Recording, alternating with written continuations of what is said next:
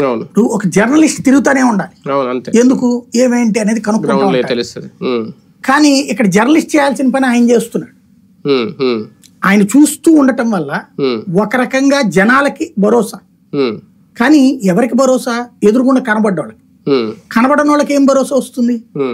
కనబడనోడికి కావాల్సింది సర్వీస్ కావాలి. విజయవాడ కృష్ణా జిల్లా అంటే స్పెషల్ ఏంటి? మొత్తం మత్స్యకారులు బోల్డ్ అంతమంది ఉంటారు. మచిలీపట్నం ఏంటి, ఇబ్రహీంపట్నం ఏంటి, ఇవన్నీ వందల కొద్ది కాదు వేల కొద్ది పడవలు ఉంటాయి. పడవలు తెప్పించుకోలేమా మనం? రెండో రోజుకి తెప్పించుకోలేమా? మూడో రోజుకి కానీ ఒకటో రోజే తెప్పించుకోవాలి పడవలు రాలా. రెండో రోజుకి వచ్చిన పడవలు అతి పరిమితం.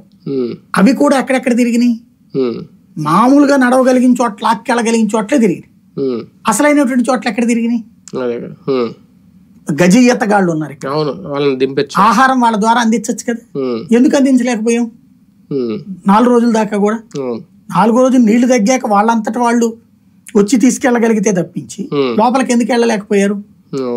అది. బట్ తను అక్కడే తిరుగుతా ఉండి సమస్యలు కనిపెట్టారు, ఆయనే కంటతడి పెట్టుకున్నారు. సమస్యల్లో ఏంటంటే అందాల్సిన చిట్ట చివరి మనిషికి అప్పుడు అందలా, ఇప్పుడు అందుతాయి వరద తగ్గిపోయాక.